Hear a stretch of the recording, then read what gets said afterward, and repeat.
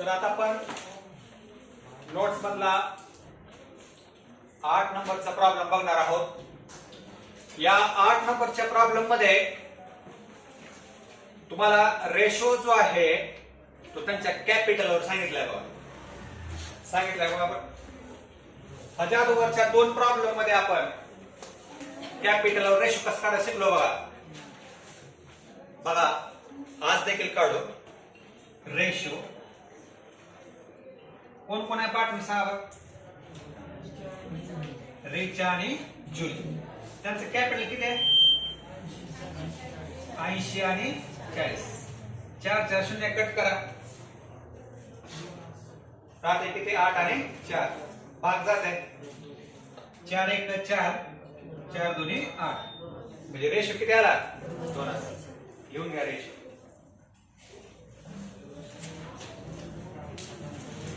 Ratio किती आला? 2:1. Capital वर रेशो कसा काढायचा?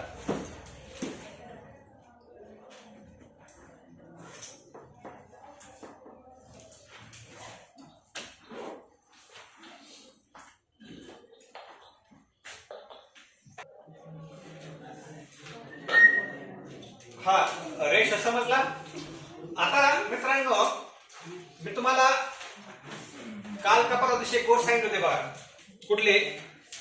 प्रॉब्लेम मध्ये ट्रायल बॅलन्स मध्ये ट्रेड एक्सपेन्सेस आणि जनरल एक्सपेन्सेस दोन्ही असतील तर काय करायचं होतं सांगा.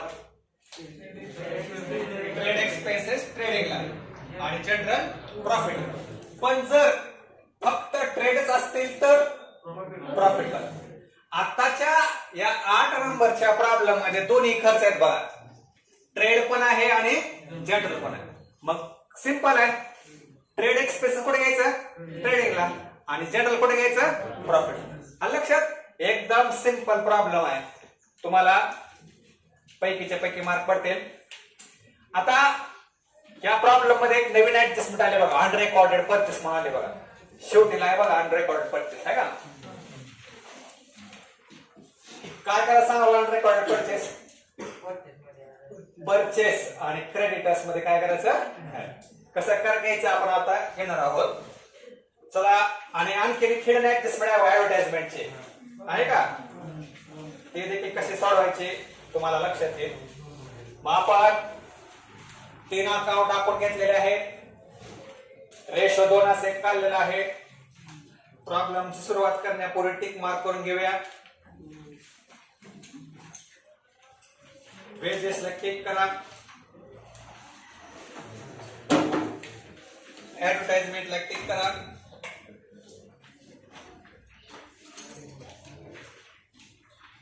परचेसला 2 टिक करा.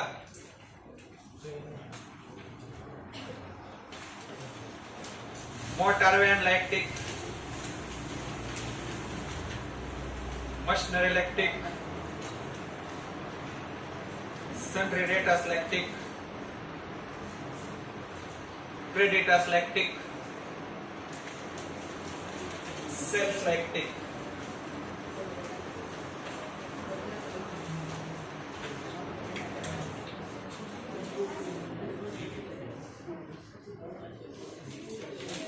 हा इकडे बघा माझ्याकडे प्रत्येकाने ट्रायल बॅलन्स तुम्हाला लेखच्या स्वरूपात दिलाय. पहिल्यांदा डेबिटचे आयटम घ्यायचे, त्यानंतर क्रेडिट. सुरुवात करायची. पहिलाच आयटम कुठला आहे बघा? परचेस. ट्रेडिंगच्या डेबिटला घ्या.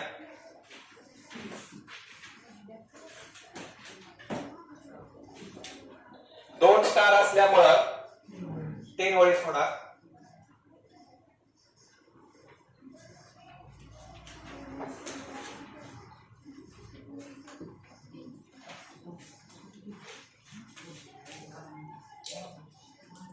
मित्रांनो आता सांगितल्याप्रमाणे ट्रेड एक्सपेन्सेस आणि जनरल एक्सपेन्सेस दोन्ही पण दिलेत बघा. त्यामुळे ट्रेड एक्सपेन्सेस घ्या ट्रेडिंगच्या डेबिटला.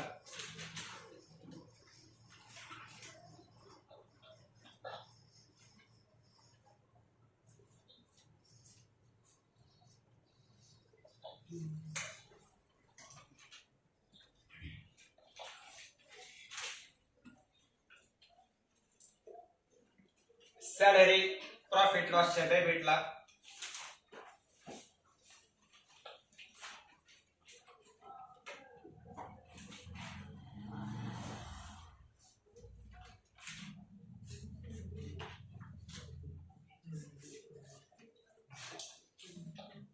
परत काय वेजेस बघा मित्रांनो सुरुवात कशापासून झाल्या त्यामुळे पुढे यायचं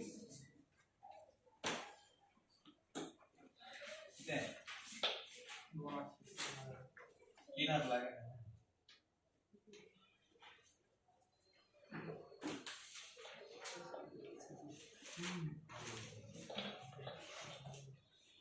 आता मित्रांनो हिडन ऍडजस्टमेंट आले बघा हिडन ऍडजस्टमेंट कसे ओळखायचे कंसात वर्ष तारीख ओके टक्केवारी दिले तर हिडन समजायचं आता ऍडव्हर्टाइजमेंट कुठे येत आहे प्रॉफिट लॉसच्या डेबिटला कंसात 2 वर्ष आणि रक्कम किती 4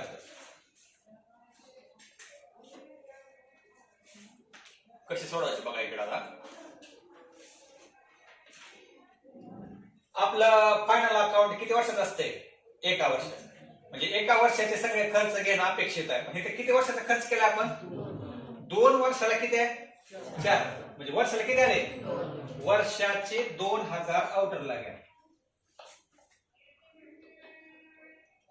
वर्षाचे 2000 आउटरला घेतले म्हणजे किती ऍडव्हान्स मधले आपण 2000 लेस ऍडव्हान्स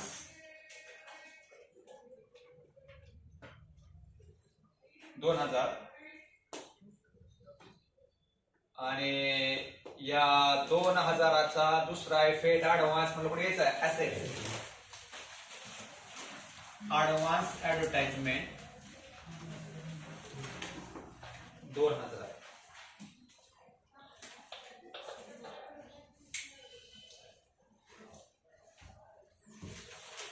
आणखीन एकदा दुसऱ्या उदाहरण देऊन समजून सांगतो समजा असं असलं असतं तर ऍडव्हर्टाइजमेंट 6000 आहे आणि कंसात आहे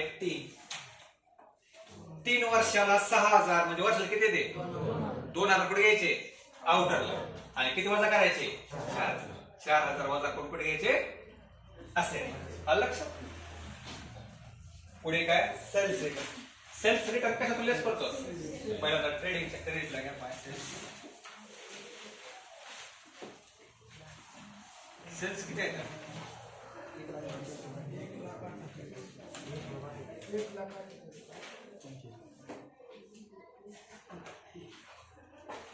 1.48 मधून 8 वजा केल्यावर किती आउटरला 1,40,000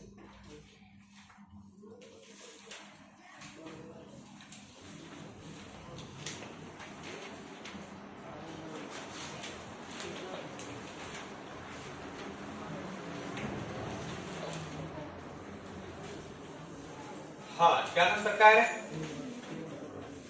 प्रॉपर्टी मित्रांनो कसली का प्रॉपर्टी असणार पुढे घ्यायचे असेटला फ्री होल्ड किती आहे प्रॉपर्टी किती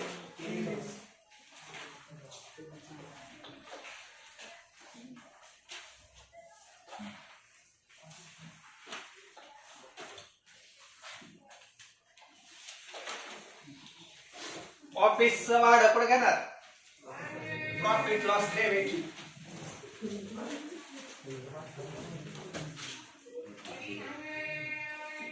किती आहे ऑफिस रेंट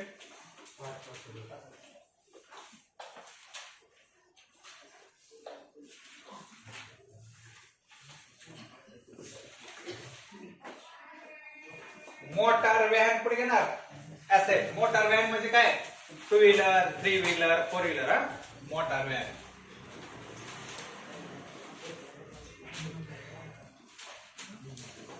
$40,000 इनरला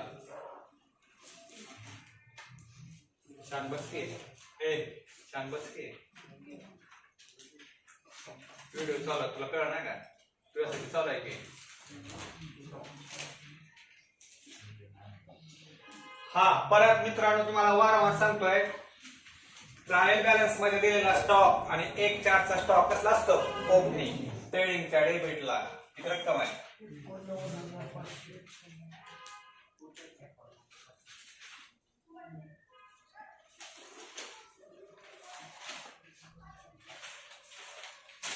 त्यानंतर काय जनरल. जनरल कुठे यायचं किरकोळ खर्च, प्रॉफिट लॉस डेबिट.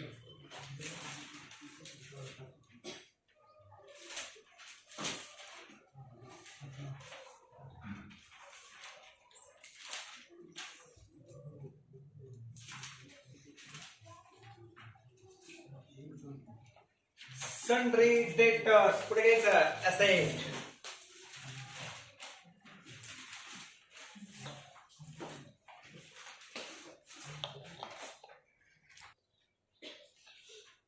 त्यानंतर coal, gas and fuel. Coal, gas and fuel म्हणजे वस्तू तयार करण्याचा खर्च आहे. कुठे यायचा, ट्रेडिंगचा डेबिट.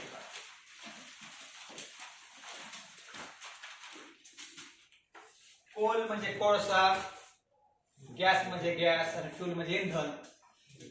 वस्तू तयार करण्याचा खर्च आहे. ट्रेडिंगच्या डेबिटला 1000.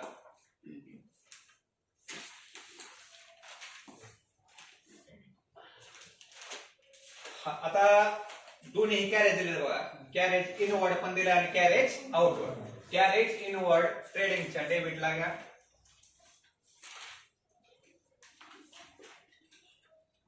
आणि carriage outward profit loss debit.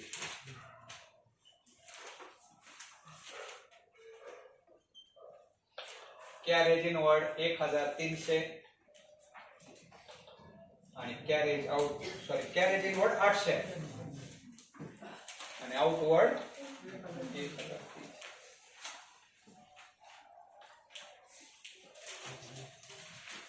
आणि आता लास्ट आयटम आहे डेबिटचा प्लांट मशिनरी असेटला 13800.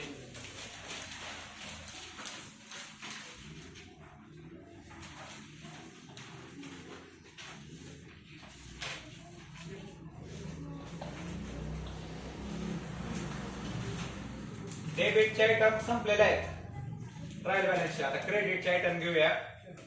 कॅपिटल लॅबिलिटीला 5 5 6 6 वळी सोडून लिहा. रूमच्या 80,000 5 6 वळी सोडून. जुली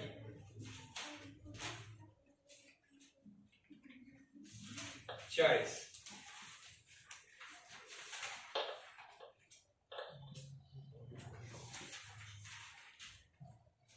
का नाही मित्रांनो, तेच आयटम आहे का.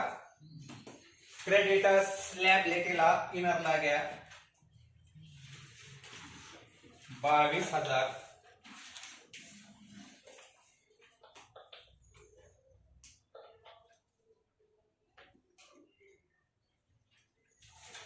सेल्स तर ऑलरेडी ट्रेडिंग अकाउंटच्या क्रेडिटला घेतलेला आहे. आता गंमत बघा, RDD तुम्हाला क्रेडिटला दिलं त्यामुळे बंच करायचं आहे. प्रॉफिट लॉसच्या डेबिटला या सगळ्यांनी बंच घ्या. Old bad debt,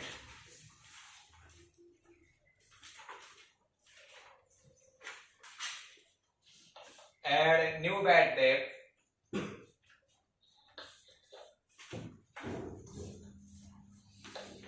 add new RDD आणि एक वर सोडून लेस ओल्ड RDD. किती आहे बघा क्रेडिटला दिलेले, 1200. आता इकडे बघा, तुम्हाला ट्रायल बॅलन्स मध्ये ओल्ड बॅड डेट दिलाय का, डॅश टाका. न्यू बॅड डेट आणि न्यू RDD कुठे असते, ऍडजस्ट. परत लिहा. बिल्स पेएबल पुढे घ्यायचा लॅबिलिटीला. ठीक आहे बघा, ठीक आहे.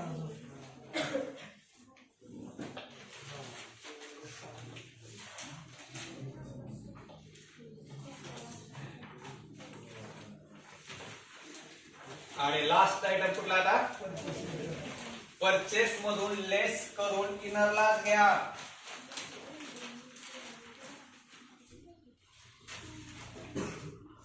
काय इनरला काही सांगा बर, कारण एक ऍडजस्टमेंट आहे. इनरला किती येते परचेस मग?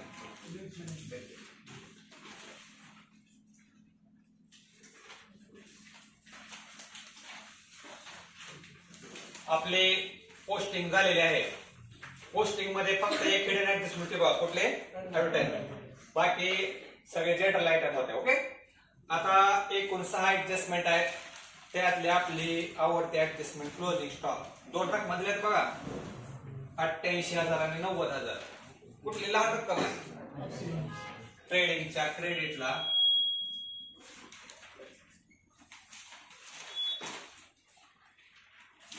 आणि दुसरा एक सांगा बरं.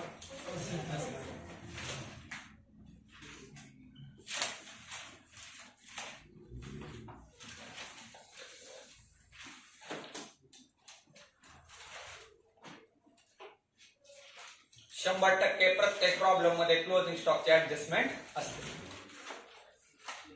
आता दुसरे ऍडजस्टमेंट लय सोपे आहे बघा. Rucha and July withdraw goods for business 3,000 and 2,000 respectively for their personal use. इकडे बघा, गुड्स असल्यामुळं पहिला इफेक्ट कुठं? ट्रेडिंगच्या क्रेडिट. हा बघा. आणि पर्सनल यूज म्हणजे एक प्रकारे काय असते? ड्रॉइंग. ड्रॉइंग म्हटल्यानंतर त्यांच्या कॅपिटल मधून काय करतो आपण? लेस. मग पहिला इफेक्ट घ्या ट्रेडिंगच्या क्रेडिटला. बाय गुड्स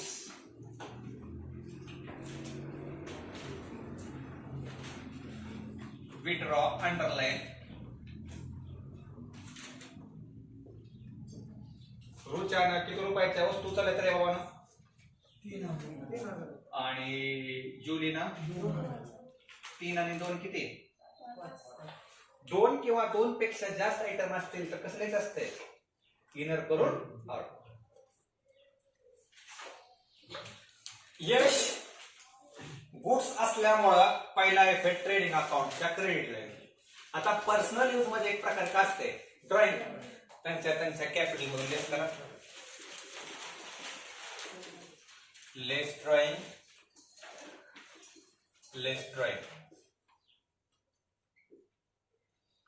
3,000 वजा करून इनरला किती येईल?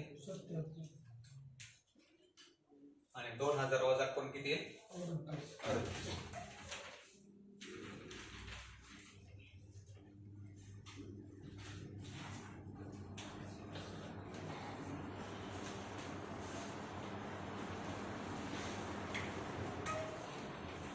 पहिला इफेक्ट कुठे घेतला? गुड्स असल्यामुळं. म्हणा मोठ्याला ट्रेडिंगच्या क्रेडिट. आणि पर्सनल यूज असल्यामुळे काय असते? लक्षात. तिसरे ऍडजस्टमेंट सोपी ऍडजस्टमेंट आहे. मोटार कारवर 5% आहे आणि मशिनरी किती टक्के आहे? 7. डेप्रिशिएशन आहे. काय करत असतो? लेस. लेस डीईपी.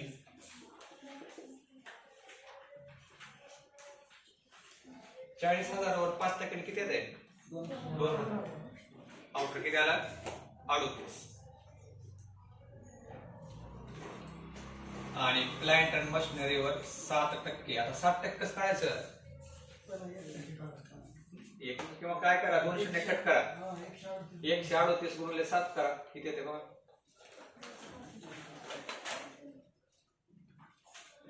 किती येते?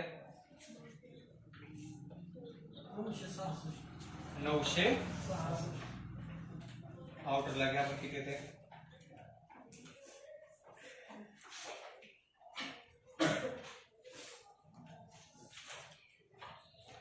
12,834 येते का? आलं? मोटारवर 5% आणि प्लांट अँड मशिनरीवर 7% लेस केलं. आपले असेट कमी झाले. त्यामुळे दुसरा इफेक्ट प्रॉफिट लॉसच्या डेबिटला to DEP underline.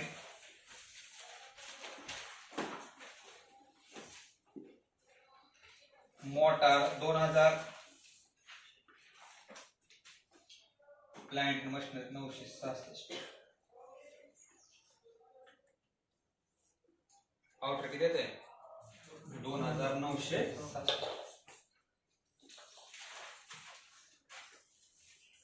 Regular adjustment आहे डेप्रिशिएशन.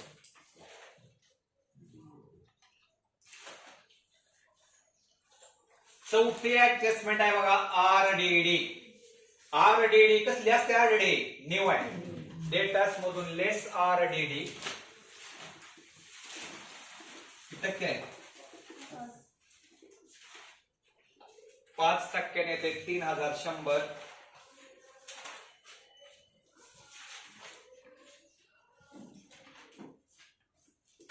आउटर किती येते? 68,900.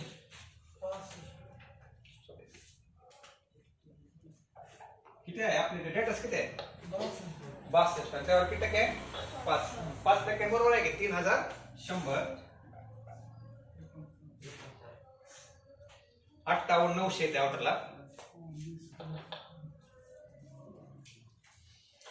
डेटस आपलं 62,000 आहे. त्यावर 5% 3100. आउटरला किती आला? 58,900. याचा दुसरा इफेक्ट प्रॉफिट लॉसच्या डेबिटला त्या बंच मध्ये बघा. इकडे बघा न्यू बॅड डेट आहे का? नाही. डॅश. मग न्यू RDD समोर टाका 3100. या तिघाची बेरीज 300 ची आहे. 300 मधून किती वजा करायचं? 1200 वजा केल्यावर किती येईल? 1900. प्लेन ऍडजस्टमेंट आहे ना. डेटास मधून काय केलं? लेस आणि त्या बॅड डेटच्या बंच. आता पाचवी पण plain adjustment. Outstanding wages. Wages मध्ये काय करायचं? Add outstanding. किती करायचं? 800. ऍड करून किती येते? 3600. दुसरा effect लायबिलिटीला outstanding wedges 800.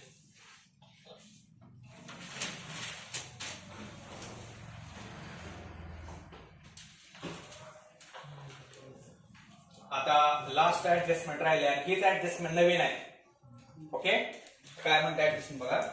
Goods 6000 were purchased on credit but no entry was found in the books of account. म्हणजे 6000च्या वस्तू खरेदी केल्या त्याची नोंद झाली का?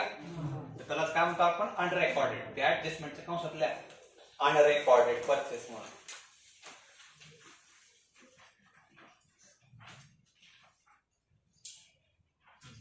मग भालेकर नोंद झाली नव्हती. आता त्या परचेस मध्ये नोंद करायची आहे. त्यामुळे परचेस वाढणार आहे. त्यामुळे परचेस मध्ये काय करायचं? अनरेकॉर्डेड.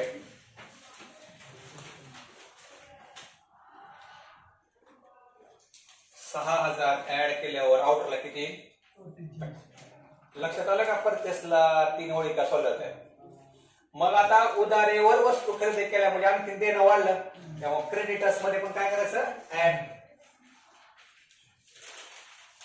अनरेकॉर्डेड.